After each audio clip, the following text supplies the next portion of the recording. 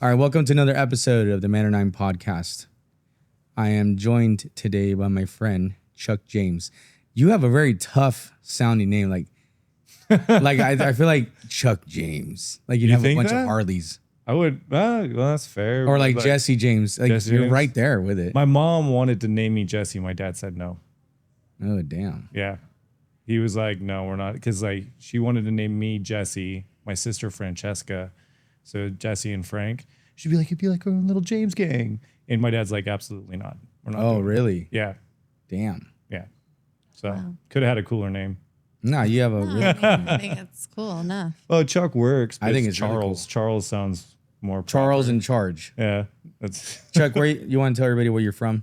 I am from Roseville, California. So it's over by like Sacramento area, Yeah, right? Sacramento area. It's probably easier just to say Sacramento Mm-hmm. because it's like this place. Everything blends into another town. Mhm. Yeah. But I work at Roseville Tattoo Co. in Roseville, California. How long you been tattooing for? I have been in it for a long time, but professionally, where it's my only gig, been 12 years this September. What did you work while you were tattooing or something, or apprenticing, or? Yeah, because I had a shit apprenticeship, just like Okay. most people, right? Like I got in where I could get in, Mhm. and life wasn't really going great. I was in college, I was working, and What were you going to school for? business, just because That's good. it was good. I wanted to go in for architecture, but after taking a drafting class, I realized that I didn't like the boringness of it. Oh, really? Yeah, so I decided to just go to get my business because I wanted to work on my own. I didn't want to be miserable like my parents were working for other people. So I was going to college for that.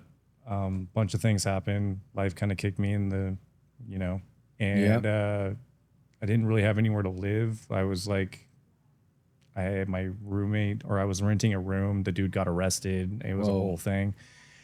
So I ended up kind of like bouncing around on couches for a couple of weeks. Oh, yeah. And my dad was like, "You need to just come back here, get on your feet." So I moved up to Colfax with my dad. And instead of going into college, my grandmother wanted a tattoo. And she said she'd only get a tattoo if I designed something for her, because I was alone in Colfax working night crew, just no friends, no nothing. And so I was just drawing whenever I could. And my grandma was like, "I want to get a tattoo, Mhm. but you need to design it."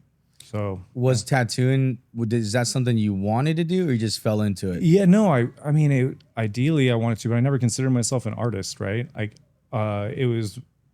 Art was something that got me through all the teenage angst and like the things. I would lock myself in my room and just draw and Yeah. write sad poems. Yeah. like, That's how I know you're an artist. We're all kind of just like weird. We're Dude, different than the rest. I'm so weird. Yeah.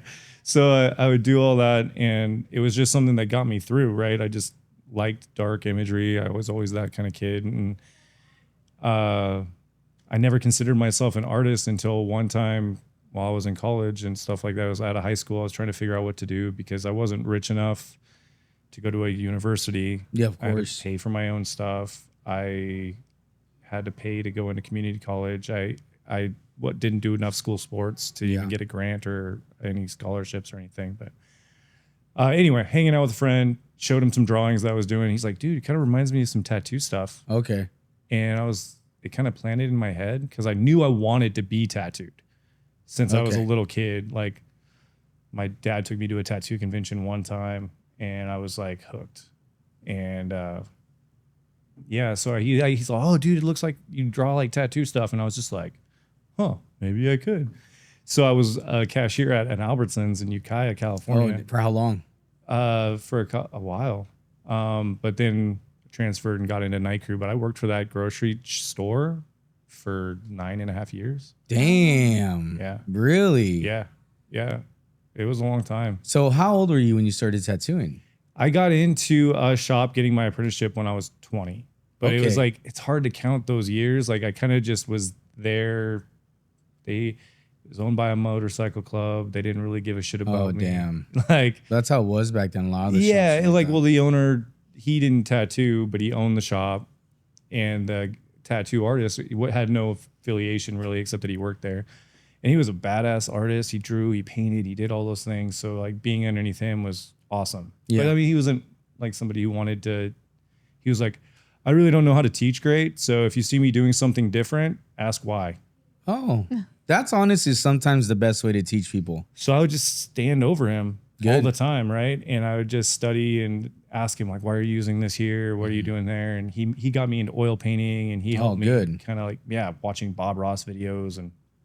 But it wasn't a very constructive environment to work. Right. And I was still working night crew. They wanted me at the tattoo shop 6 days a week. I was working 5 Yeah. nights a week. Barely You're any exhausted. sleep all the time. Yeah, but I did it for years. Yeah. Yeah. But they had no desire of making me an artist. Like they'd take me to tattoo conventions. I didn't know that. Oh, it was so they wanted me as a piercer because the piercer basically Oh. quit. So I was piercing, but I was tattoo apprenticing. And they'd take me to conventions, and then they'd be like, "Take apprentice off your card," so I could get more tattoos. So I would get okay. tattoos, but then I'd give them 70% of everything I made, Jesus. Oh. and then I'm still working my night. But that's crew what job. you said that was during your apprenticeship? That was the apprenticeship. Yeah, so like I've heard of that, like 70% stuff. Did Yeah. you have to clean the shop and all that stuff? Oh yeah, I cleaned Yeah. the shop. I had I had to watch his kid.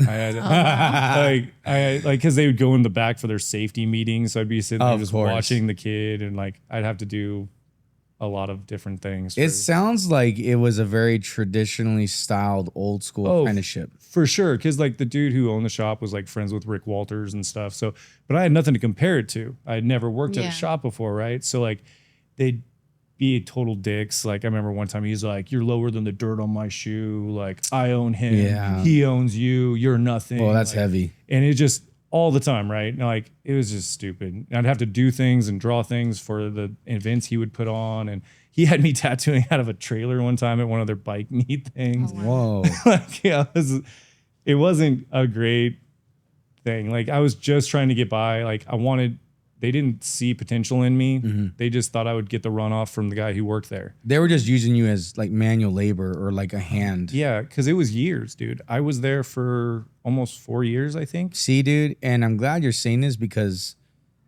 I think you'll agree with me on this. And it's a subject that I've touched on before. Anytime I talk to a tattooer, apprenticeships nowadays, these younger generation, they want it to be 6 months, 3 months. Oh, like, yeah. bro, like back in the day, I mean, how long did you go before you even touched a tattoo machine? It was almost a year. See, Yeah, and that's 6 months. that's short. Yeah. Because the guy that tattooed my neck, my buddy Chris Charlin, like he would tell me, bro, 2-3 years before you even touch a machine. Yeah. I mean, I'm sure it's changed now because it's 2024, bro. Well, it was the machine tattooing grapefruits too. Okay. Like I wasn't tattooing really? skin. Nothing. No, I wasn't touching anything.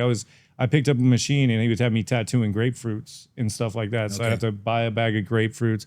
And like it was I like this aspect of it because they were kind of jerks.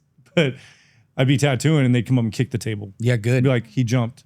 I'm like, all right. And I say that's good because that's preparing you. Oh yeah. Because clients will move. Oh, 100%. Or they slip. Or like Yeah. the worst thing I think what clients do is they'll reach for their cell phones. All the time. Bro, I have had some close calls because they don't just go, no, they whoop and they move. Yeah, they want to jump off the chair. I'm like, I've got something in your arm, bro. Like, remember how you wanted your grandma to look nice? Now she got a mustache. Yeah, you got that. She got one Right? Salvador Dali Yeah. mustache. I can turn into a skull. Don't worry. Yeah, straight up. Zombify grandma. Yeah, you did this. Yeah, no, for sure. It's like I would just tattoo grapefruits, and it wasn't until there was a guy that was getting tattooed by my mentor, and he looked over at me. I was probably even 6 months of me tattooing grapefruits because nothing was good enough at the shop, right? So I was drawing, and anyway. So I was working on a grapefruit, and dude was getting tattooed, and he was like, "You put that to skin yet?" I'm like, "Nah, I'm kind of waiting till they give me the Need to go go, ahead." yeah. Yeah. And so the artist I was working under was like, "I don't care. Ask the owner." So I was like, That's when you knew. And I asked the owner, and I was like, "Hey, can I do this?" He's all, "I don't know. What does he say?" I was like, He told me to ask you. Mom and dad. and he's like, Yeah, "Oh, exactly. that happened so many times." But yeah, so I was like, okay. So I was like, he said, like, ask you. He's like, all right, use my setup. And he had a lightning bolt on his hand, and he wanted me to cover it with a music note.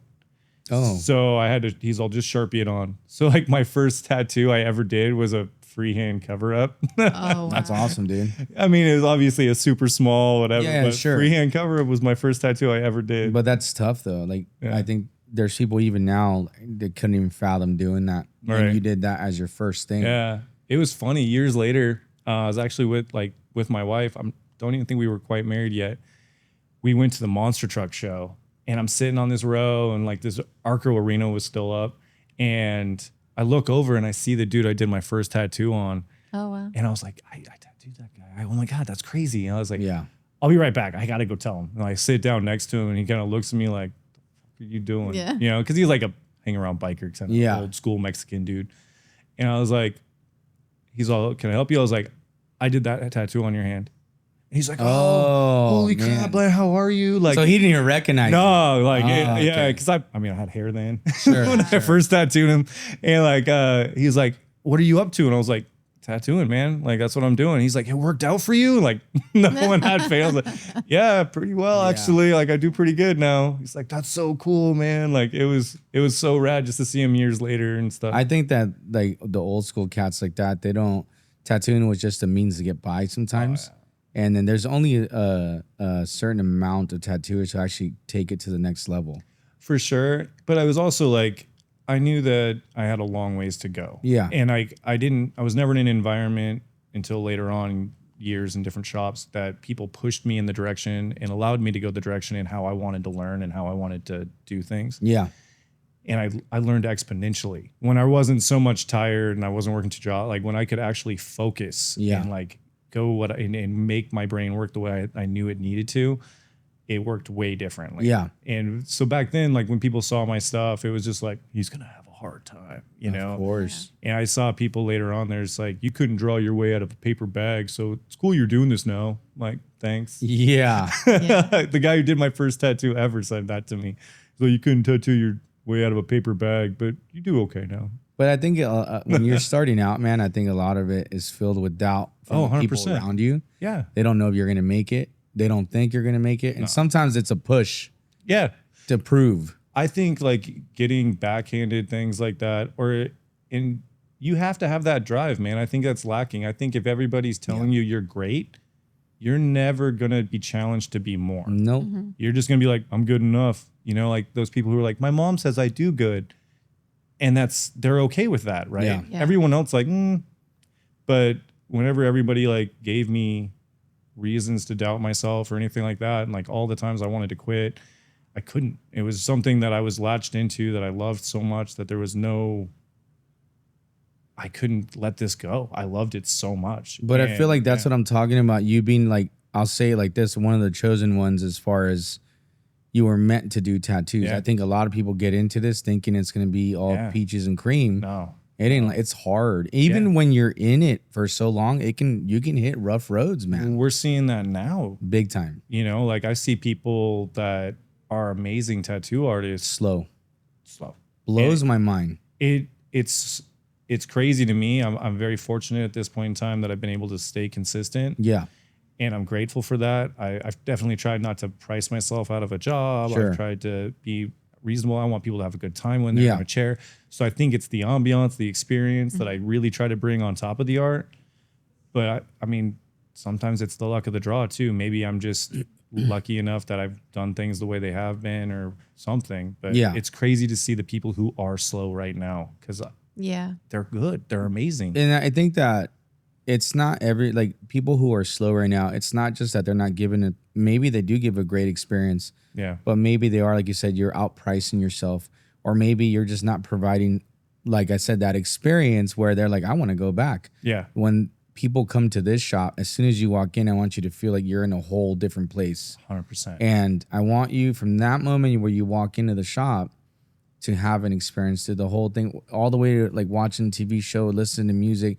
Or sometimes like when I would tattoo here alone, I wouldn't have anything going, just quiet. And that was nice. Like I remember when we first opened the shop, we didn't have those walls. Yeah. We didn't have all these tables. I set up right there, bro. And I tattooed in the middle of the shop. That's what you were saying the other day. That was amazing. Yeah.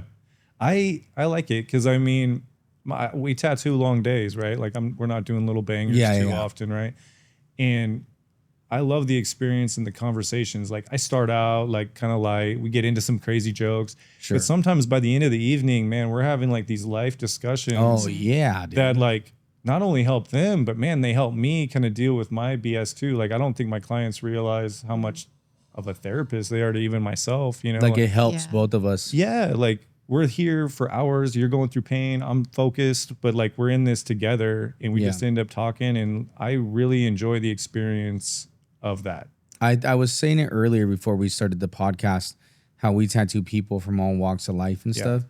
Dude, I remember I tattooed a therapist and didn't know she was a therapist. She saw something in my eyes. I don't know what she saw. And then she started digging at me without even me knowing. Yeah. By the end of that conversation and like towards the end of the tattoo, I damn near was like choking up. Yeah. And she was telling me all these things like that were wrong with me, or like, you've been through this, huh? Oh yeah, you're dealing with this. And I'm Yeah. just like, but that's that kind of stuff. Like, you never know who you're talking to. 100%. And I think being honest and being yourself is the best thing for the client, Yeah. therapist or not, Yeah. and for yourself, because there's no discomfort. No, and it's just real people talking about real things, right? And like, I like that because you get the people I get to talk to about like the nerdy science stuff, or I get to talk to people about like life experiences, or like maybe they're into something that's so much out of my realm that I'm super curious. I'm Yeah. like, well, what got you into that? Like, what's going on with that? Like, I want to know about your life, and it's cool. I like real connections because I like the one-on-one for so long. Yeah. Because like the quick little nonchalance, like, weather's pretty warm, huh? Yup. Yeah. And like the small talk, it's cool, get by. But I love whenever we get past that. Like whenever you start talking and it's just a real, genuine You conversation. start to get to know that person. Yeah. And like how, and it's kind of neat that things that I didn't think about that happened in my life has seemed to really help other people, right? Oh yeah, Like, for sure. and like I get to say like things that were said to me, you know, like I'll quote shit my dad used to say all the time, right? Yeah. Because he always had a freaking saying for something, everything. So then I'll tell people that, I'm like, dude, that's really important. I really like that. I needed that. I'm like, Yeah. dude, I'm stoked. Like, it's cool that it's still living on then. No, right. And I catch myself like thinking about things that my parents told me growing up. And I think there's always gonna be a part of you that grows into being your parent. Like you become your weirdly, parent. right? Yeah. Even if you don't get along with them or you Yeah, do yeah. whatever, it's always Yeah. there. But I think the conversation, the experience that you give someone as a tattooer is gonna hold you over. It really is, because Yeah. I think social media kind of dictates and runs our people's careers, small businesses, Right. either into the ground or however they want. Yeah. And sometimes I was talking to Greg about this. Sometimes word of mouth is still king. I think so. You know what I mean? Because I don't think I'm not great at a social media game, dude. Like I'm not either, man. Like, no, I don't know anybody personally yeah. that's got a grip on it. And there's people that say they do. No, bro, it's constantly changing. Yeah, it's constantly the algorithm is changing. It's whatever. It's crazy that I've got more followers, which still not a lot, but I got more than I used to have, Yeah. and I'm getting less likes Dude, or whatever, right? I know it. And it's crazy, but I'm still busy. I'm still getting people. That's all that coming in, matters at the still end of the talking. day. And like, I want to get better at it, but I'm also like, you know, things are still working out okay. I want to do good. I don't want to be forgotten, right? It's good to be on there. Oh yeah, for sure. But I think that I'm not going to put those genuine things out there on the internet either, right? Like, so here's a tattoo I did. And that's all I really want you to see. When That's you're in it. here, that's a personal experience. And I want you to have that with me. Yeah.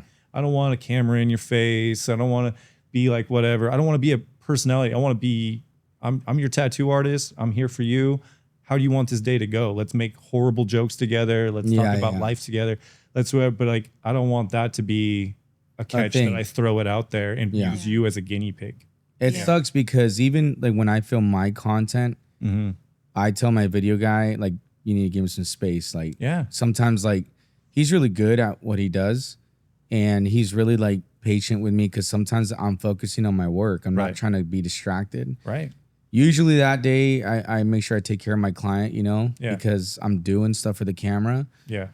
The unfortunate part about all this like social media stuff is, like I said before, it's almost necessary. Like, you're gonna find at one point it's gonna be necessary, and it sucks, dude. And it is. You don't have to do what I do, No. but you'll find one way or another at some point. I think that everybody tends to do this, And I personally didn't want to start making content stuff. Right. The reason I started making like the videos that I do where I'm talking is I see that a lot of the tattoo industry just seems like it's starting to let people in that don't really know what it takes. That's fair.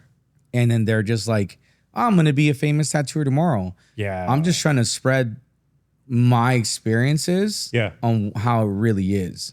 I think that's super cool. I think it's my own insecurities that don't allow me to Me too, bro. put myself out to that point. Yeah. Oh yeah. I want you to be like, here's my work. Like, here, I just want you to see a Same. cool tattoo I did. But you're right.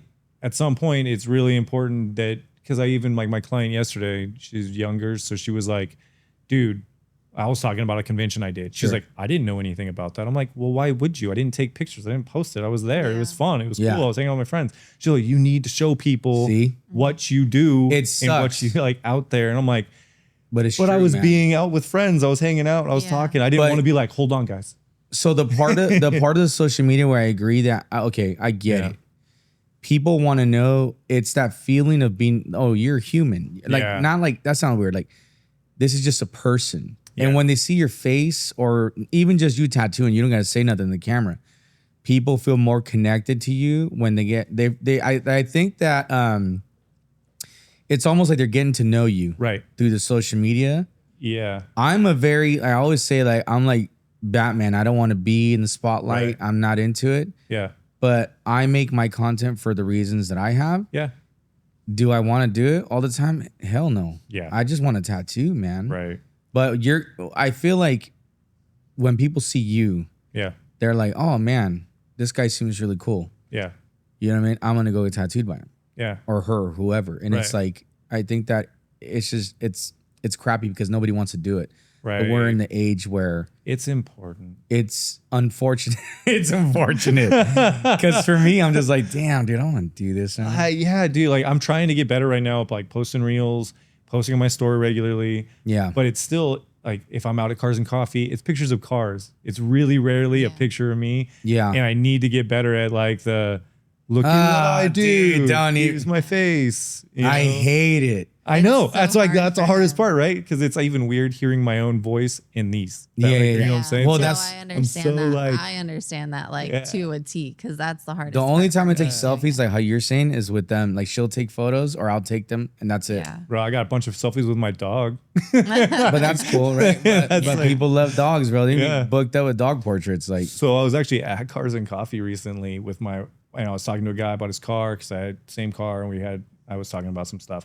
And my wife had walked up with our dog and I pet her for a quick second. I was still talking to the guy and this girl walked up and was like, oh, can I pet your dog? And we're like, nah, she's not really friendly. She's a jerk. And she's like, oh, this is that dog that you were talking about, right? And she's like, yeah, my wife's like, oh, you have a Malinois? Like, you want a Malinois? She's like, no, this dog, I follow your husband.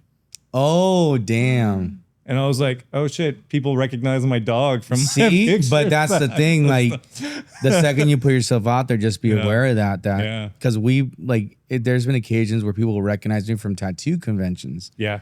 And it's all good. It's never, I mean, I've had one or two weird interactions, but I try and show an appreciation. And I mean, Oh, yeah. for you to hear that had been kind of weird.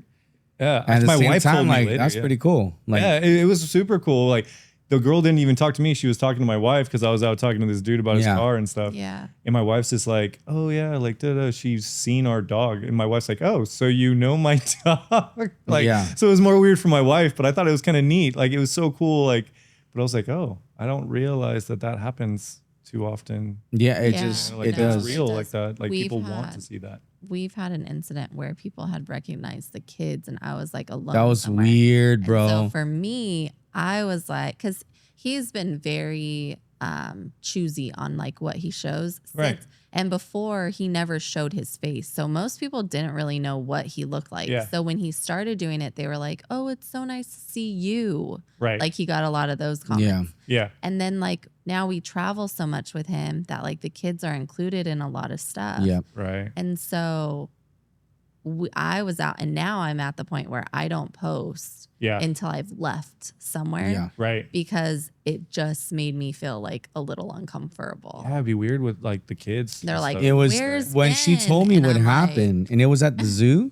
Yeah. Bro, I was not into that. And I know the client, and I'm just like, they didn't mean any harm by it. I know that. But I told her after I heard this, I was like, bro, I don't like posting so much. And even she doesn't do it as much. Yeah. It's just so weird. It's a weird time of technology. It is weird. And I was like, again, I was talking to that client yesterday, and I have friends that have zero social media. Yeah. But they don't need it. Their life is completely okay. Yeah, Right. yeah. It's not a necessity like it is for us. Like Yeah. And I was like, it's almost like they don't exist. Like I have to go How out crazy is that, dude? to find out and be like, hey, bro, I hope life's treating you well. And then they'll be like, dude, this happened. I'm like, wow. Like I didn't I'm know. so used to knowing things because people post their whole life. But I don't let people know my personal life either too often because it's not your business. But I want to just be like, here's my art. But I do need to I want to be better about posting my face up. And it's like, I don't want to say you need to, but I feel like at some point things come to a head. Yeah, 100%. And you're going to have to do something like that. You know, you're absolutely right. But and you're absolutely right. But I also still want it to be grounded in art. Because yes. Because there's some people that I see that are tattoo artists and they're good, but they're a character now. Yes. Right? They're a character. Yes. And I don't want the trade-off. I want my art to be the lead, and I'm just kind of the face behind it. One of my buddies has he's really successful in the podcast, this and that, and we had kind of briefly talked about, and we'll talk about it when he comes out, that very fine line of becoming I guess, influencer or a character. Yeah. And people losing sight of your tattooing. That's a very scary thing. So my video guy, Brandon, he's the shit. He's an awesome guy. When we first started filming the content stuff, bro, I was like, hey, because he was like, hey, you should post these 3 videos, boom, boom, boom, boom, boom. And then where's my tattooing going? I can't do that. Yeah. So there's a rare amount of times where I posted 1 or 2 videos of my content. Yeah. But I've made it to where I got to post at least 2 to 3 tattoos before any videos of content, because and what I told him, and I had to tell him several times, because I understand he's trying to push me to make money off content and then to grow as a creator and all this stuff that I don't really care about. Yeah. But I'm starting to. Yeah. But my tattooing comes first, I told him. Yeah. I don't want people to lose sight of me as a tattoo artist and only see me, oh, there's Ben, let's see what he's got to say. I don't want that. Right. Having that part of it, sure. Yeah. But I want you to say, oh, dude, you see that tattoo Ben did? That's what I want. And that's what I'm going to keep it at. And it's hard sometimes, bro, because the Sharpie video I did, bro, it got damn near like 500,000 views or I don't know what it was. That's and crazy. I was like, what? And then I'll post a tattoo I'm super proud of, which I'm proud of all my work, but I'll post a tattoo. Nothing. Yeah. That is super discouraging. And I've seen that with other tattoo artists too, right? Because there's tattoo artists that I know your face and I don't know your work. That's a problem for me. Yeah. That's a problem. I don't want people. So Brandon, what he does a lot of times when I'm talking or whatever, he'll add my work in there. Yeah. Nice. And I don't know if he's doing it intentionally that, or maybe it's how I just said all that stuff, tattoos first. Right. Maybe that got ingrained into his soul about me. It was like, don't forget the tattoo work. But you're right. Tattoo work and that focus comes first. Well, yeah. And like, you know, because I say crazy off the wall stuff and I enjoy like reactions. Me too, though. Oh, yeah. And like, but there you go. Capitalize on that. But yeah, like I'm also gonna get flagged as soon as I say some crazy stuff. I'll be like, for sure. Right? Like people will be like, oh, so why don't you have kids? I'm like, I don't know, man. My wife just loves abortions, dude. I was like, but we have a stamp card, so the 10th one's free. But see, but as crazy as that is, people are gonna be like, there's people. Yeah, you're gonna get You're gonna get offensive. You know, you're gonna get offended. But at the end of the day, you're joking about 100%. No matter what you do, bro. Right. And I've learned the hard way from these videos. Yeah. Even though I'm trying to spread a good message, or if you're telling a joke. Yeah. Me, I would laugh at that. Right. It's not funny.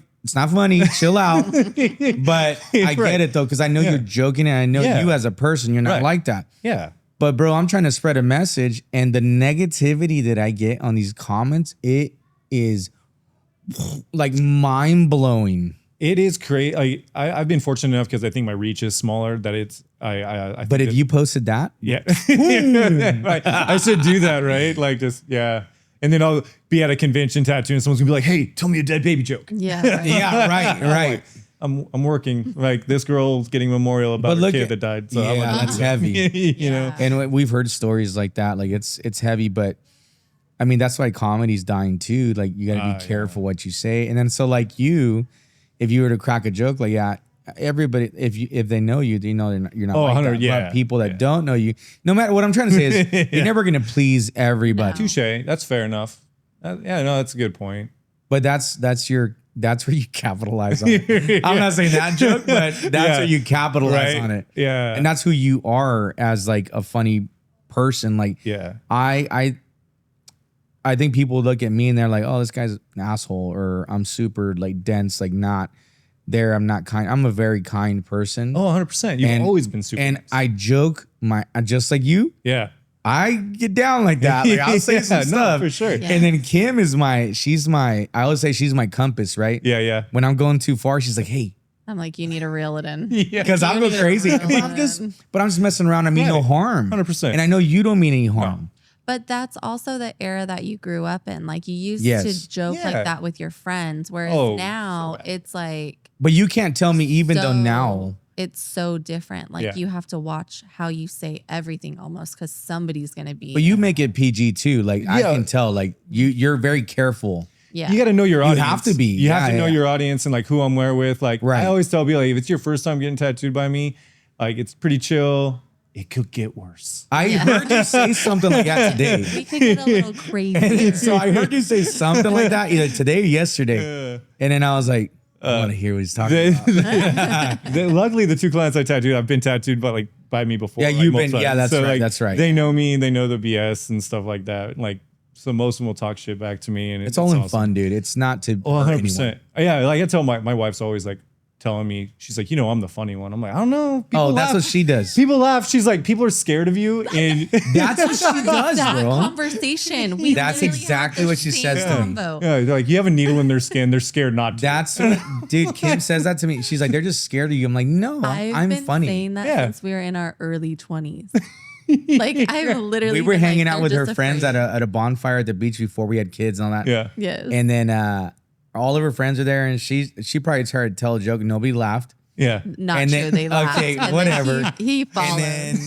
And then I cracked some joke. I don't know what I said, but they all laughed. Yeah. But she made it seem to me like it was more of a nervous laugh, like, oh, we gotta laugh at this. This guy's, whatever. But what fun is it if you can't like make your partner feel a little uncomfortable? Oh yeah, no, it's what she does. She loves doing that shit to me all the time. Yeah, it's all like, oh no, it's all part of their relationship. Oh, 100%. Yeah, she cracks me up, and that's the way she was forever. Yeah. But I want to talk about your style, man. Like, your style of tattooing reminds me of just like, there's a bunch of tattooers I can really like narrow it down to, but take this how you will. Mm-hmm. You're like, to me, I see your work and man, I've seen you grow a fucking ton from the moment when I tattooed you. You were good back then too. Yeah, thank you. But definitely now I've seen your work like just like on that girl yesterday. Yeah. Bro, that shit, you got some really amazing work. Thank you. To me, you're like the Carlos Torres and Matt Jordan of horror stuff. I appreciate that. Because I'm going to tell you right now. They're huge influences of mine. Good, there you go. And I can tell the way you tattoo. Yeah. And like for me, Carlos Torres is amazing. Matt Jordan, number one. Number one. And it's no offense to you or any other black and gray artist. No. That dude, not only is he phenomenal, yeah, he's fast, dude. Like I can't even, his brain's got to be racing the whole time. And I know him, like he's a really sweet guy, man. Yeah. And his work, it just blows my mind. Mine too. Like I saw him on the Gods of Ink and like he won. So awesome. Oh, that's right. That's right. That's Gods of Ink. Like, yeah. Dude, and amazing pieces. And then like even just seeing how he sets up his artwork, right? Like he makes his own references. Like he takes these photographs and I sets those things that. up. And I'm like, you're incredible. Like, but I took inspiration from Matt and Jamie Sheen. Yeah. Seeing them use real props, especially Jamie Sheen. Like Jamie, bro, he'll buy a skeleton, put all these flowers together. He's very like floral tattooer. Mm-hmm. Yeah. And he takes pictures, moves the light, does this and that. Yeah. That kind of stuff. And then knowing that Matt Jordan does that, that's why I really got into it when I started doing it. Is seeing these tattooers dude, like dude, if you ever go to my house, like, do you think I buy these statues for fun? No, I'll use that as reference and I'll light it up. And then I get the question I get a lot for anime stuff, especially, where do you get the reference for your anime stuff? I make it, bro. Yeah. I mean, of course I buy the statue and right. I relight it. And even after I relight it and photograph it, I put it in Procreate and I relight it again. Yeah. Well, even that skull that I did on the hand. Yeah. That was a skull I have. I took the pictures of that skull. I like held it up. I changed the light and everything else like that. So that's why it looked like it didn't look like a Google image. Yeah. And I could tell, like, just when you finish, I was like, damn, dude. And it just looks, I guess, organic. Yeah. Because you haven't seen, have people tattooed a skull like that a million times. Yeah. But when you take the time to photograph and create your own reference, bro, it'll blow everything away. Yeah. And that's what Matt and I know Carlos does that. Yeah. And those guys are, I don't do black and gray. Yeah. I'm not better than it. I'm not above it. Yeah. But I don't do black and gray. Like, I'll show you one. And then, like, when, Brandon edits this and all that, we'll show it on the screen. But I'll show you one. So somebody asked me about black and gray while they were getting tattooed. Yeah. And I was like, oh, I don't really do black and gray. Yeah. And then it was more so like, oh, can you not do black and gray? I can do black and gray. Oh, no, for sure. But I don't want to do, it's not. Your heart's not in it. This is the way I look at it. Phil Garcia told me this. He's like, you shouldn't think so narrow as far as just wanting to do one style. And I agree with him. I think so. Yeah. And I'm not saying I disagree with that, but so, like, let's say you worked here. Yeah. And somebody came in for a black and gray skull of some really cool looking stuff. Yeah. I won't do it knowing that you enjoy doing that stuff. I give it to you and let's no, give it to him. And then again, I'm not above it. Right. But I feel like if I know, like, if somebody comes to me for a rose, I'm gonna say, don't talk to me. Go talk to Phil. Right. Because he's like the master at certain things. Dude. And he's very diverse. Like, that guy's amazing. But same thing, like, if I know the octopus knee thing you did or whatever, I would say, no, go to talk to Chuck because, like, I could do it, but he's going to enjoy doing it more than I am. And even when you find yourself doing stuff that you might not be like, oh, I'm so stoked, you still got to give it 110. Always. You know what I mean? 100%. Like, because I feel like even though, like, I mean, obviously I prefer anything bleeding, dead, and dying. You go. But see? I want that. Like, that, it just makes me so happy.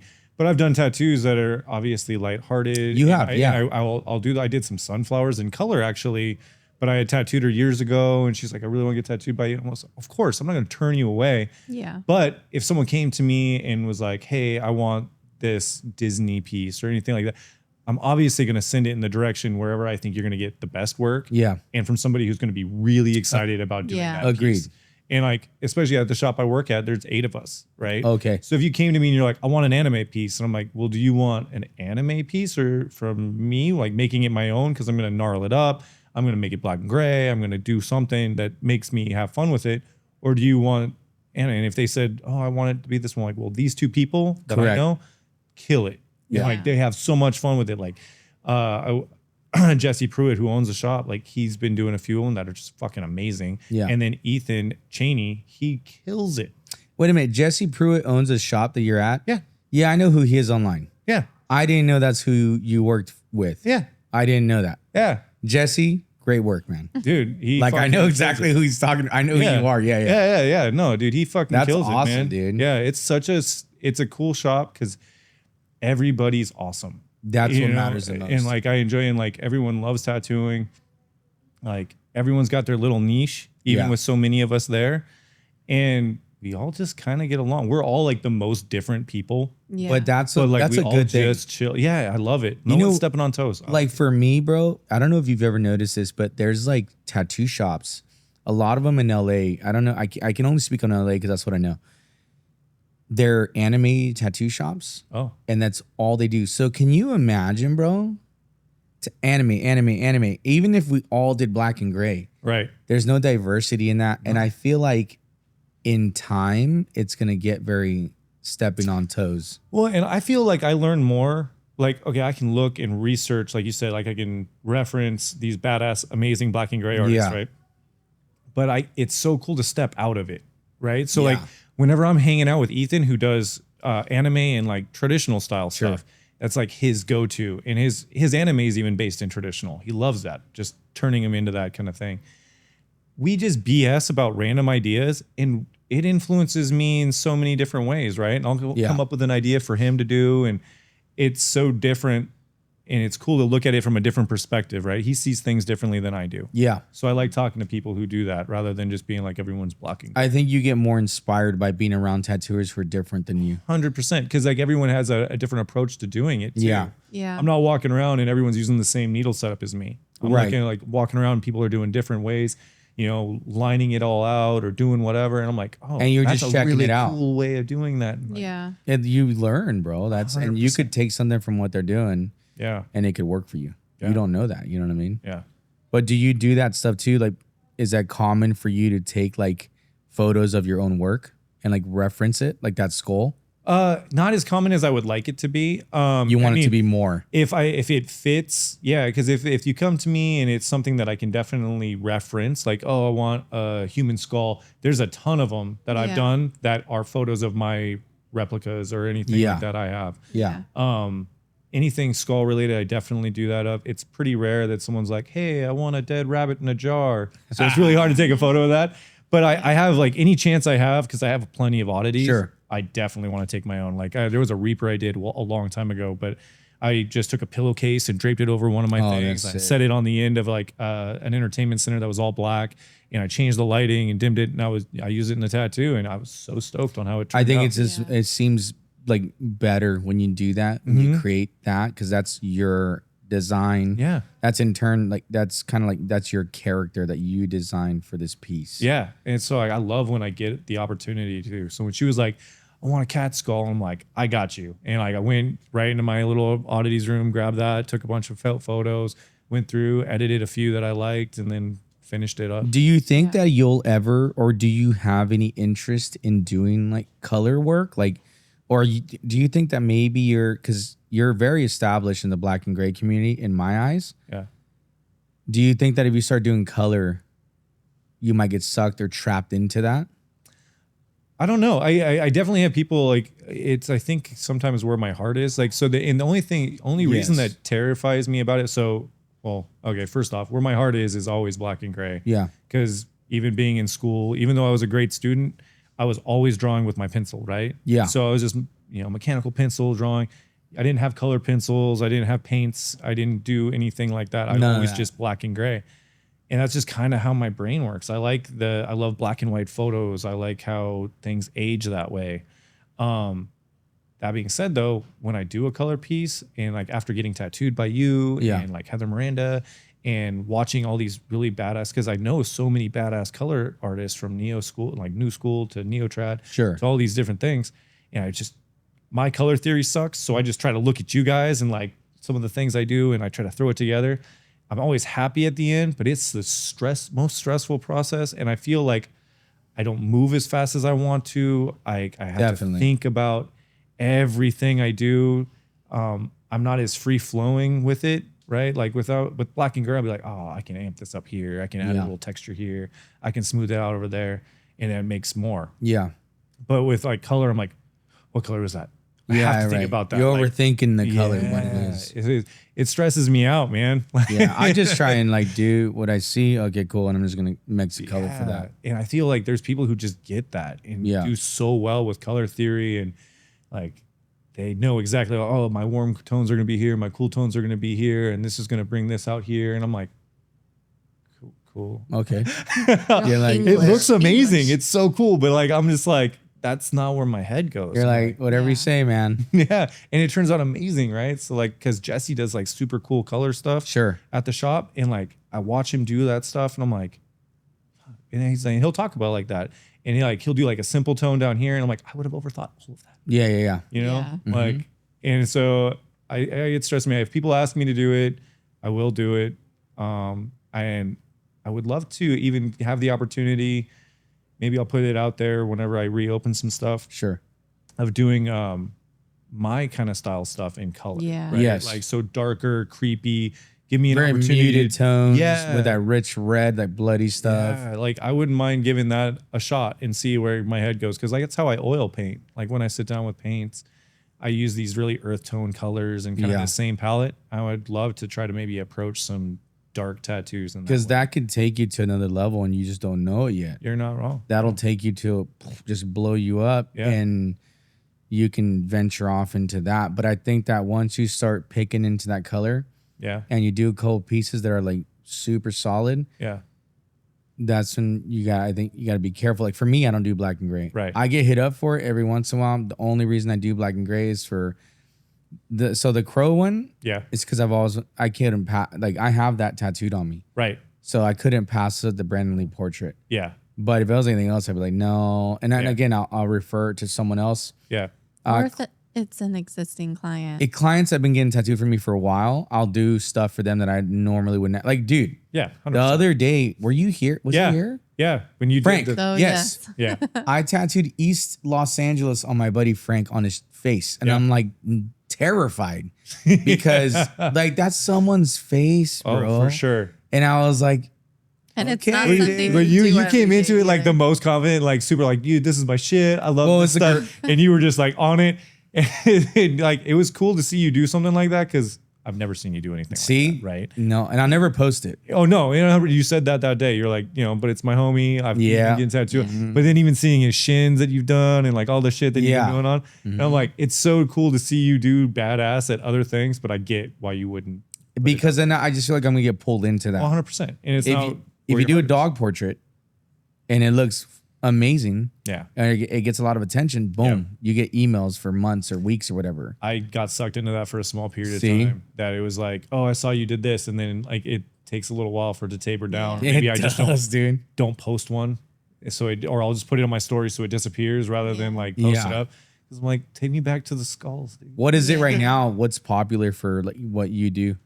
Oh man, I don't want to sound like Viking stuff. Oh, really? Everything Norse. Do you like that stuff? I do enjoy it, but I'm hitting it's a lot of repetition, but like everything has to be different. Yeah. But it's all the same ideas, right? So I'm like, okay, you want Odin.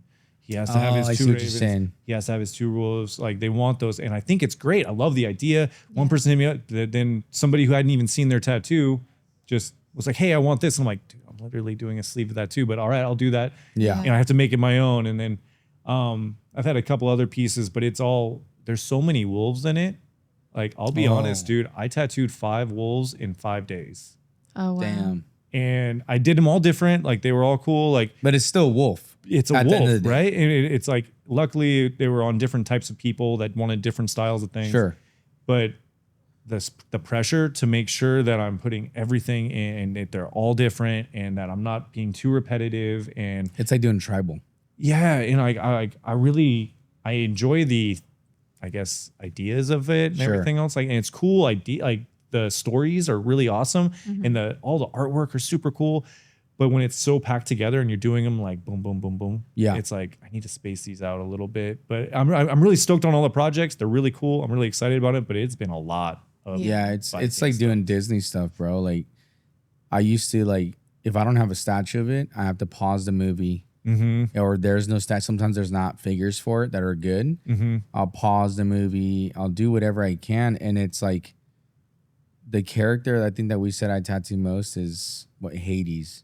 Oh yeah, maybe. And she said Mickey. I still think Jack Skellington for but sure. It also has the master doll of that. I have the replica for that reason. Tight. Crazy. Because he tattoos it Do you so get all the ones where you change the hands and the faces and everything too? Yeah. He has like 15, 20 faces. Bro, that's so sick. It's 18.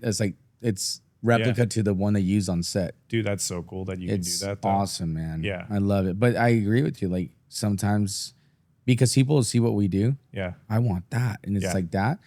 Well, I want that style. Well, I can't do that again. Like I'll do something different. Well, I really like the way it looks. I'm like, I'm sorry, dude. I can't. Yeah. I tell everybody, I'm like, it's going to be different. Like I want to make sure that you walk around with a unique tattoo. It may be able to be like, oh, you got tattooed by Chuck, but it's not the same picture as that person you run into. No. And like, so I always have to think about like, okay, I did an Odin with this and like that. And like, all right, I need to change it a little bit more. I need to do this.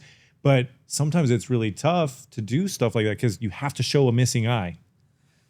Yeah. Right? So you have to be like, I have to either be more front or like it's got to be a 3/4. Oh, or something. Yeah. You have to know that that's there, or else I just got an old man, and that could be Zeus, straight that up, could be somebody else. Like it could be Hercules. You have to be really careful about how you put that. But so I'm like, okay, so it limits what I can do with that on character. what side of the body too, dude. Okay, so that's funny too. So I asked the guy one time. I was like, what eye is it supposed to be? Oh no, because like I need to make sure. And he's like, it's so different. I'm like, okay, cool. Like, so it's like too crazy because I was like, if it's on this part of your arm, I want to do this face. It needs to be facing forward. Like I want to do all that, but a lot of people are pretty chill. Like I think I'll be honest, I don't know if I've always been consistent on which eye is missing. Yeah. But it just looks like a good tattoo and it fits the body well. Yeah, and that's a thing. As long as it's like like when you do a character that's wielding a weapon from a movie or a show, let's say. Yeah. If they're right-handed, I got to know that. Yeah. If they're left-handed, I got to know that because it does for me. Yeah. It ruins it if I do it wrong. Like, or but like that's like a specific character that's like known. Like in the mythology of Odin, does it specify like if it's left the or people right? I've talked to couldn't really tell me. If I'm being honest, I've asked a couple people and they were like, it says this, it could be this. That's like saying like, I want a picture of Jesus.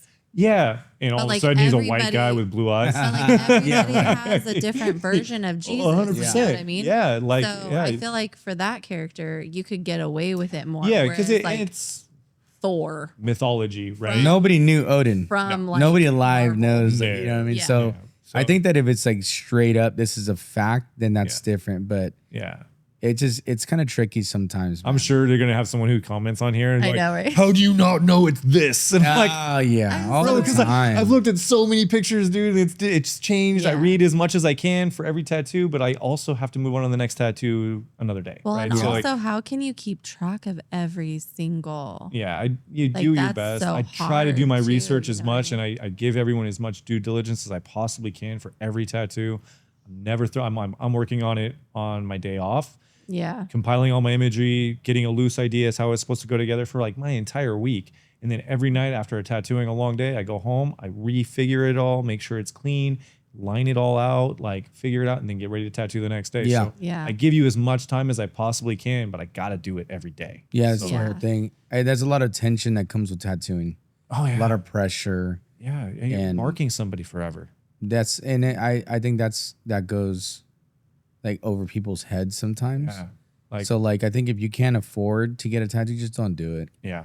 You know what I mean? Because I mean it's forever. That Gucci, that Prada bag, it can get stolen, destroyed, whatever. 100%. I feel like no matter what I do, right, I'm changing your body. Yeah. And there could be somebody that like I do that it could be a small tattoo, or anything I do to you. And most of it's sleeves, right? Yeah. But like someone's gonna identify you from that. Mm-hmm. Someone will be like, oh yeah, I knew, like, remember that guy? He has this. Yep. I'm giving you an identifiable mark that's going to be with you for the rest of your life. And I want to give you as much due diligence as I possibly can on everything. Yeah. And like you said, like, hey dude, it's worth the money. It's worth how much, Yeah. And I do think there's tattooers who take advantage of people and they charge like crazy. But at the same time, if you know you're worth something, go for it. But it's like playing chess, not checkers. Right. And I have a hard, like I said earlier, I try not to price myself out of the job. I know I said somebody my rates at a convention and they're like, you can charge more, right? I'm like, I appreciate that. Yeah. I really do. I'm busy. I get to tattoo really cool people and I enjoy the experiences that I get to have. And I'm not hurting at this point, right? Yeah. Mm-hmm. And I still keep things fairly hourly because I know that day rates work for some people. It's just not how I work. Yeah. And I do everything I can to make sure it's worth your time and everything else. And like, knock, 10 minutes off here and there, whatever works. Yeah, sure. Because I want it to be cool. I want you to be worth it. And I want to put everything into it. Ultimately, I'm just glad I get to do this for a career and it pays my life. Yeah. Yeah. And that's it. I'm not looking to be a fucking crazy guy. Yeah. I don't want to be like, this is my mansion paid for by skin. Yes. I'm like, no, dude, like I just want to live comfortably and get to do a really cool job. And I get to do so many cool things with cool people like you.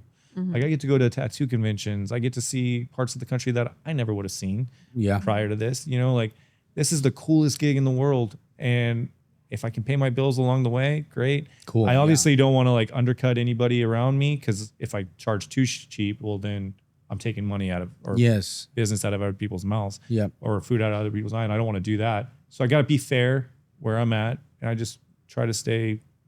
You're being respectful to the ones around you or your peers. Yeah, because I have to think that too, right? You have to. Yeah, because I definitely don't want to be undercutting anybody. Well, then it's going to take you further when you really consider, okay, if I look up to this guy, I wonder how much he's charging. You find out, okay, well, I'm not there, or you don't feel or whatever, or you do feel like you're there.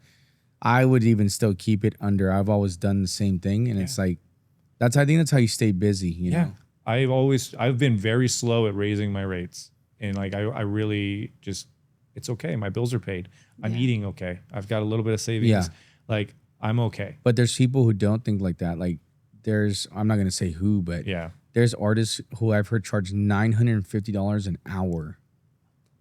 There's artists. That's not a joke. I've seen the emails. This person inquired with an artist, and said that this shop charged them that, or was going to quoting them that. Yeah, the most asinine thing I've ever heard, and it's just because this shop has tattooed some celebrities. The celebrity skin is just as good as ours. 100%. Like whatever, you know, we've all tattooed somebody. That's insane, though. Like a lot of us have tattooed people who are.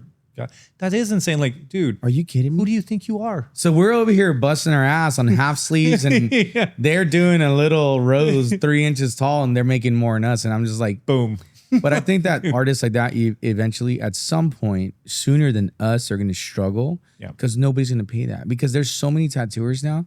That person could find someone else to do a better job. Right. Well, and like I want to walk around with like. First off, I don't want to do little things like that, right? I like art pieces. I like sleeves. I like flows. Like I love when people walk out with a finished sleeve, and I'm like, dude, that's everything glows together, connects. It looks like it was all done in one day. Like, so those are the pieces I enjoy anyway. But like, I couldn't imagine thinking I'm worth that.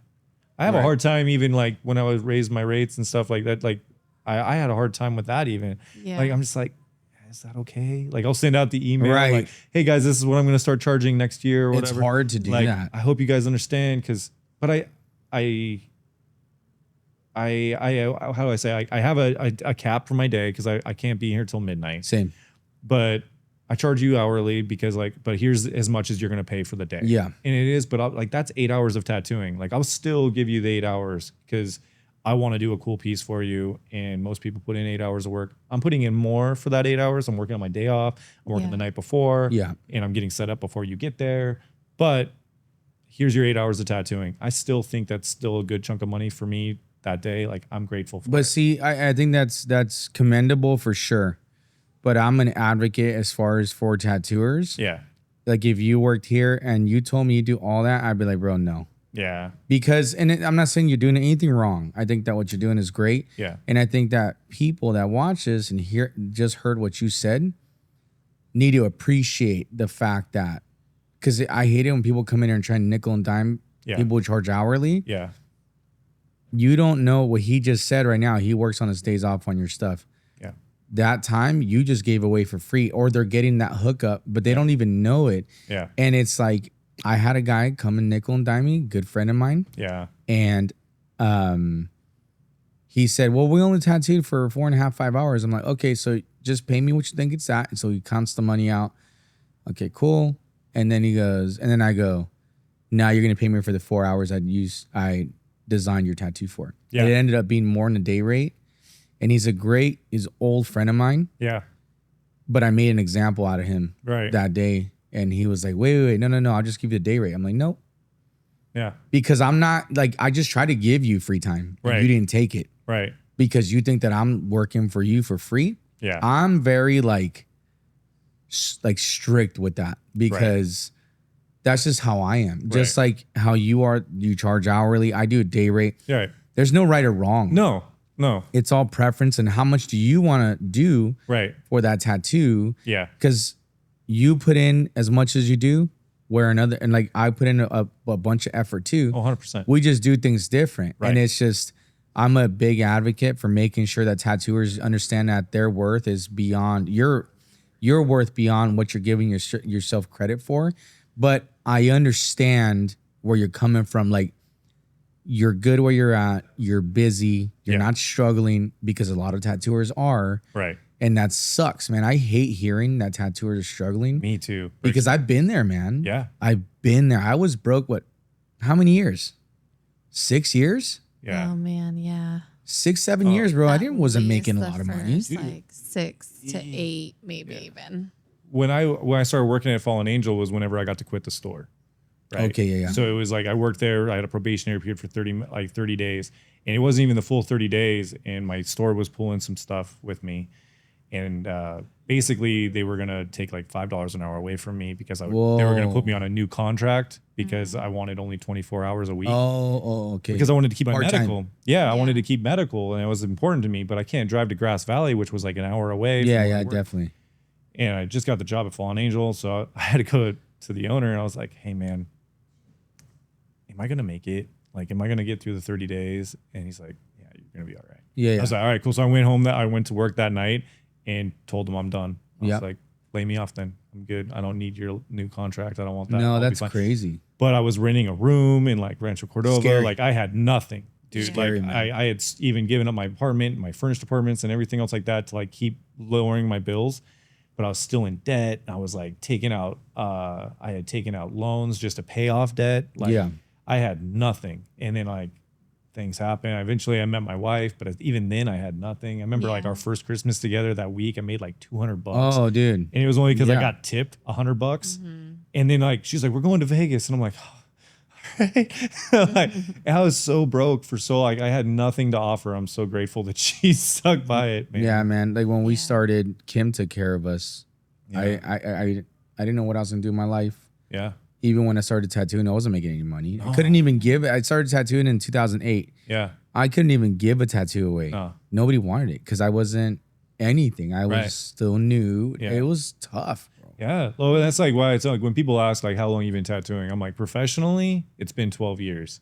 But I put in so many years and so many things just to get to that point even. Yeah. Right? Because like 12 years, that was whenever I started a career. And that's whenever I put everything into it. And like every time I'm just trying to be better. Like before that, it was tattooing. Unfortunately, it was a hobby. I did everything I could, but unfortunately, like, I have an autoimmune condition. I needed to have medical insurance. I didn't have parents who were going to help me with anything. I had to live on my own. I had to work. I had to pay bills. But you took that next step. 100%. And that's what I encourage everyone to do what he's doing and take that next step and do what I did. Take that next step. And you have to. If you don't jump, you're never gonna go anywhere. I just had to wait for the right time to jump. Yeah. But like right. Yeah, like that was responsibly. Yeah, because I couldn't just do it. No. I remember I was about to. I called an insurance company, a medical insurance company, and I was like, "Hey, how can I get insured? I'm about to, leave the store that's providing me this. Like, what can I do?" And it was before the laws changed. And he's like, "You can't." Whoa. And I was like, "What do you mean I can't?" He's like, "Well, you have an autoimmune condition. No one will cover you." How insane is that? Yeah. I wasn't allowed to leave the store. So like, I was like, are you serious? I was like, listen, that is so insane. I have an autoimmune condition. I didn't do anything to deserve this. And he's like, don't leave. Hope the law changes.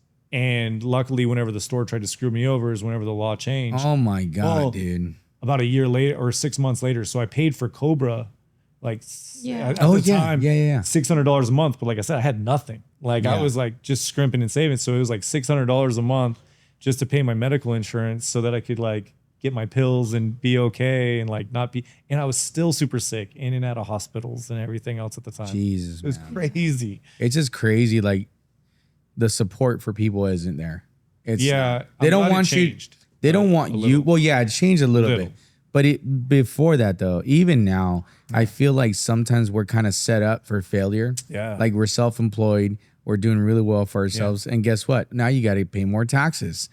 And I'm like, what? Like, what are you talking about? Right. And then pay for your own medical. And so, like, I'm grateful that my wife has the job she has. Right. And she brings that to the table. Like, her company is great. And we have medical through her. But that was like one of the biggest things for us being married, even. Like, we love each other dearly, but like, really, marriage wasn't like the biggest thing on our minds. Sure. But like, really just getting that for me. Yeah. And not having that over my head. Cause then I was like paying through Covered California. And that was still like $6,500 deductible. And then like the medication that my doctor put me on was $30,000 a month. Oh my God. Yeah. Nah, man. Dude, it was like, it's crazy. And like, that's not including like the pills and the other things I had to take. That was one infusion a month. This is what drives people to do crazy stuff though, bro. Oh, 100%. Yeah. I think people are like, how am I supposed to survive? And it's like, you can't. No. You can't. I already told you we can't buy a house. I know. And I do really well. We do great. Yeah. I'm not paying $7,000 a month, bro. Dude, how can you wrap your head around it? Right? Like everything goes up, but we stay down here. Yeah. And then to go against that, we start moving up in our life and it just goes, oh no. Yeah, like when do you ever get a break on it? Right. Like I've been fortunate enough that we have got houses because it worked out during the certain times. Yeah. Interest rates were low. But you guys are good with that. Yeah. Like I'm glad it worked the way it did for us.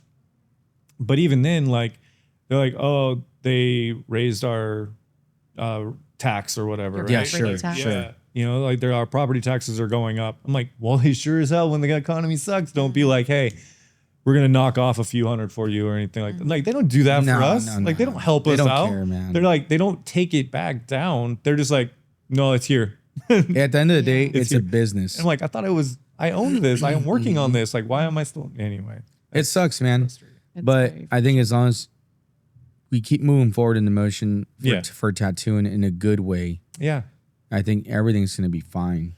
And we've made it through bad times. Yes. You've been there. I've been there. I think tattooers who've been doing it long enough have been there. Yeah. Tattooers right now are going through it. Right. You just got to keep trucking. And I always tell people, keep moving forward. Like, keep moving forward, man. And we have to, and like, just be kind to each other in the industry. Dude, right? we need more of that. You know, we like, don't have that right now. And don't walk around with an ego about anything. My God, don't even get me started on that, bro. Because like, well, you see people, right? Like you see, you know, your homie's going through something, whatever. Like, how could you walk around thinking you're better? Because like, you're not. This could happen to you just as easy, right? Yep, it's like, absolutely. So be kind, be whatever you can, and be supportive of our industry, right? Like, let's keep moving forward. Let's do art. There's so much. Yeah. There's so much like negative, bad competition. Yeah. It's just not good. I heard somebody the other day on a thing, and he was like, you're not busy because you're not keeping up. Like, you're like, and he's like tearing people down. I'm like, dude, the people I know have families and work hard and have worked hard for so long. That they're not slacking. They're great people. They're also being a dad. They're also providing for their family, and like they have lives to people deal like with, that. Right? They don't realize the damage they can do to someone's career. By saying you're just not keeping up with the times and the skills and this and that, bro. No, you slandering someone's name like that could potentially affect someone. Well, you know what? I'm not gonna get tattooed by that person no more because this guy says he sucks. Yeah, and it's like, no, man. But for any tattooers who've fallen victim to that, keep pushing. Ignore everyone around you and just keep going, man. Dude, we need to be there for each other as much as possible. We need that more. We don't have that in our industry too much. Like my friends, like people that you know, sure. And I just see a lot of negativity on the internet about everything, but to see it in tattooing is just terrible. Yeah, and like, dude, it's rough out there. And like, don't think it's because they're not working hard. Like, no one's sitting around being like, just kicking a can, like, I wish, you know, I'm not going to put in the work. No, everyone's willing to put in the work. You know, like they're willing to do whatever comes in the door. And if you're not, they don't last. No, 100%. But I've seen people who are like, obviously super good and used to doing these crazy tattoos and stuff. And like, hey, dude, I'm going to do this lettering today. I'm going to do this because, hey, man, it's a tattoo and I need to work. And I'm like, that's great. Like, that's the way it should be. And you should never, like, 100%. I told somebody the other day, I'm like, I'm really grateful that I get to do what I'm doing, but understand that if things change, I will do whatever infinity symbol walks on the door. 100%. Like, I'm not above. I've done it. I've been there. not above any tattoo. I'm super grateful that I get to be as busy as I am, doing the awesome things I get to do for amazing people. But I'm sure there'll be a time whenever I'm going to be like, hey, bro, you want a finger tattoo? Come on, let's go. But that's do why this. being diverse and doing different styles is important. Because you're right. Let's say, for example, anime. If that ever goes out of style, which I don't see it happening, but if it does, what are you gonna do? If that's all you do, I think about that all the time because I have friends that do that, like the shop owner where you're at. I get it, it's all good, but you have to be ready for that wind to change because it does. Well, the shop owner, he does them, but only occasionally. Like, he's super diverse. Yeah, he's probably the most diverse tattoo artist at our shop. But I'm saying, like, there's tattooers who only do one thing, and 100%. That's fine. That's their thing. But when, everything changes, you got to be ready for that. Right. I think it is good to know to do a bunch of different things, and you're not above anything. No, nobody is. Yeah. There's artists. It's not that necessarily they think they're above. So like, okay, when you started tattooing, you did everything to get your feet wet and get the experience. 100%. Nowadays, a lot of tattooers are like, I'm just gonna do this and that's it. And I'm like, you know why you're slow? Do you know why your progression is so not there? And what's gonna happen when you're slow as hell?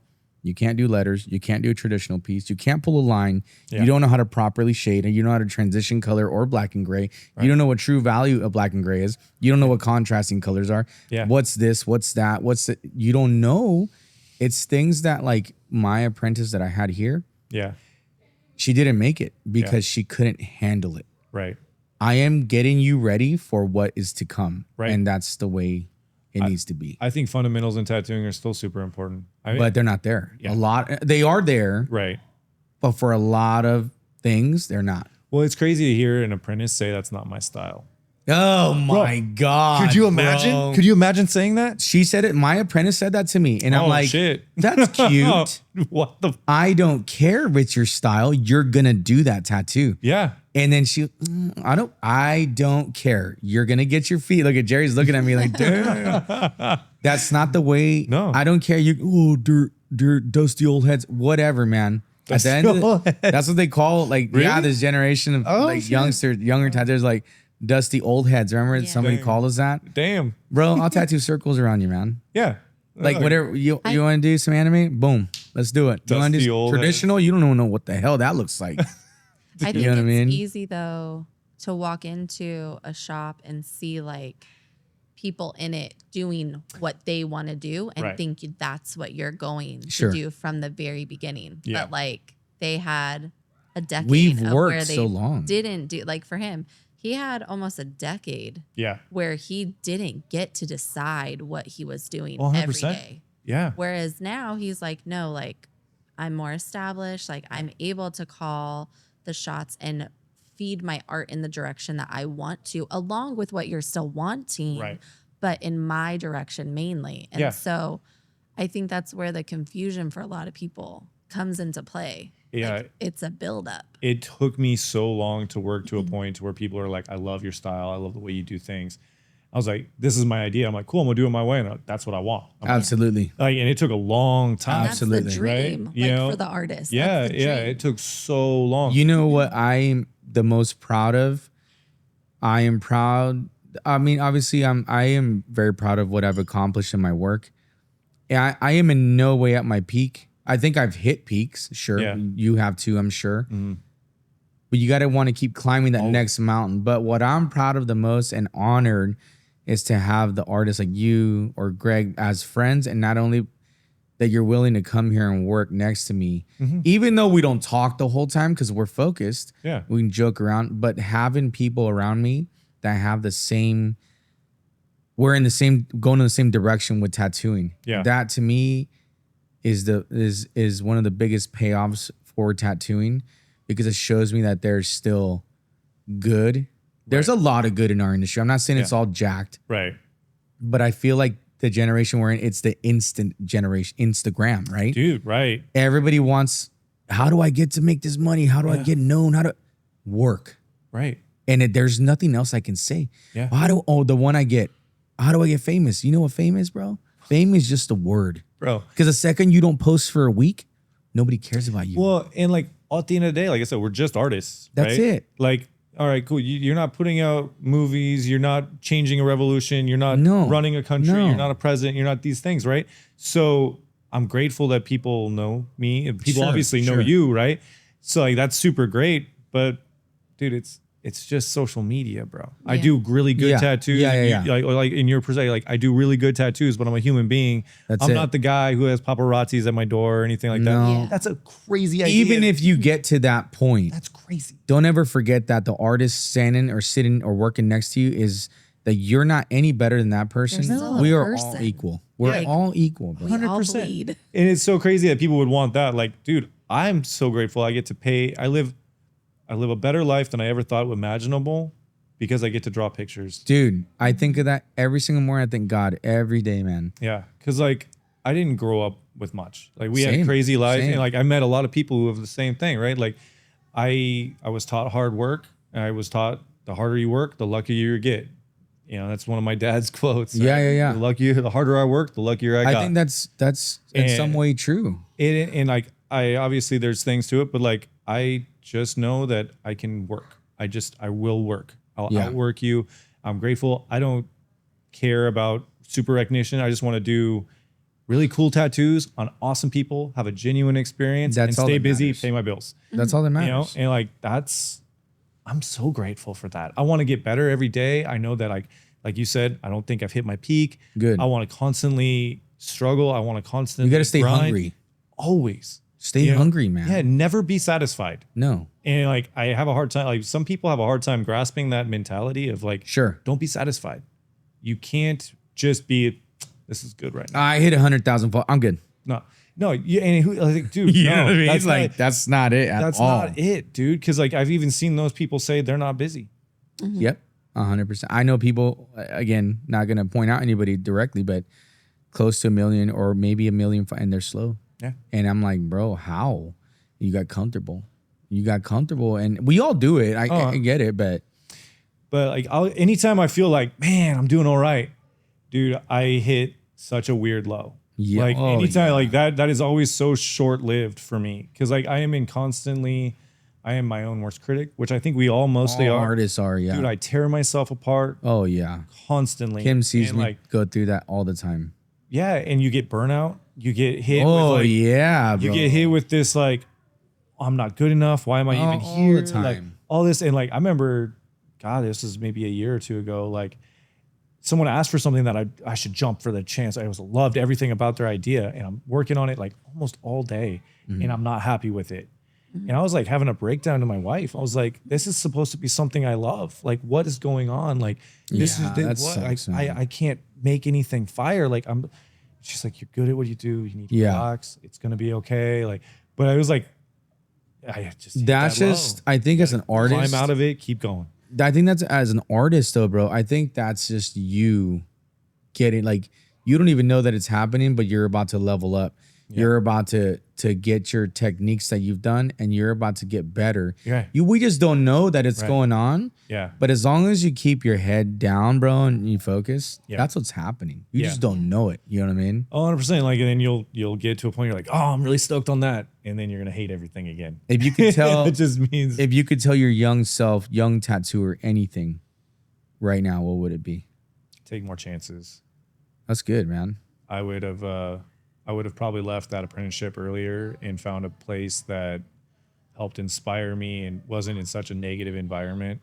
The artist who taught me was really cool, but it was not in a good environment. Mm-hmm. It was around really people who wanted to degrade. Like they weren't great, but they had the facade of greatness, right? They had, we're so known. It was horrible. They treated me like shit. They always treated me like crap. And I'm okay with construction, right? Yeah. You can tear me down to build me up more. I'm fine with that. Yeah. But they were just trying to tear me too down. much. And it wasn't even building me up. No, it was just, you're nothing, you're garbage, you're this, you're There's that. a level to put in, like keeping you in the mud. Yeah. To want it more. And I think there's a testing ground. Yeah. But there's also a limit to that. And like, okay, that's enough of that. I wish I would have taken a little bit more chances. I would have still stuck it out and stuck through hard times. But I wish I would have known that the hardness that I was putting myself through was unnecessary. Yeah. That I should have been around. You just didn't know. Yeah, I had nothing to compare it to. Yeah. So younger me as an artist, I would have said definitely like, have a little bit more self-worth than good. Take a little bit more chances. All right, I'm gonna hit you with the question. So to end the podcast. We already talked about this. And I like to say it like Kim's list hasn't changed. She doesn't care. Yeah. She's like, I have you. Yeah. Zombies are at the door right now. Yeah. Trying to get in. You have 5 things on you. And you can't say a lightsaber or it has to be real. Right. And it could be anything. Feasible things. What are the 5 things you have on you right now on this table? What do you have on you? Or maybe not on the table, because it could be something that won't fit on the table. Oh, yeah, for sure. Like here anything, with you. Like, yeah. No, a machete would be up there. That's a very common one. Mm-hmm. Yeah, well, because it doesn't run ammo.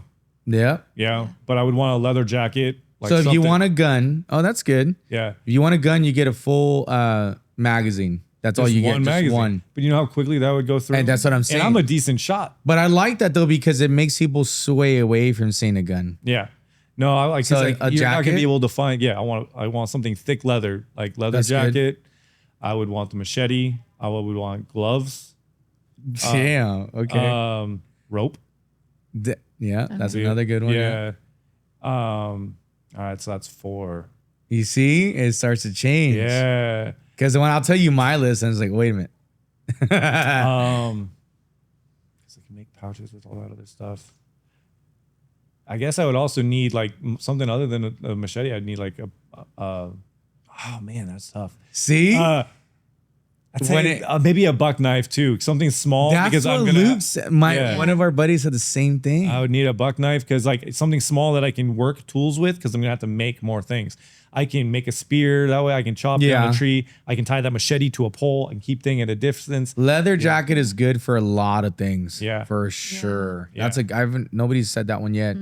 The machete for sure. You can use that for many things. Rope is very popular. The rope is a very popular one. People have been saying that. Yeah. A good one. And then what else did you say? Gloves. Like leather gloves, right? Which is another good one because you cut yourself up getting infected. That's a good one. Yeah. So mine was a katana, and I'm talking about a real one, like the one I got in Japan. Yeah. And now I have it, so I got one out of that. Nice. Number 2 is a backpack. Yeah. So backpack, purification straw to drink water from different sources. Boom. So when we say that one, I saw a thing for that too. I saw an advertisement for those the other day. Flint rod to start fires. Smart. And a pistol. Yeah. The pistol's like emergencies only. And I feel like, and I could be wrong, but I feel like a pistol you can find it, the ammo is going to be more readily available.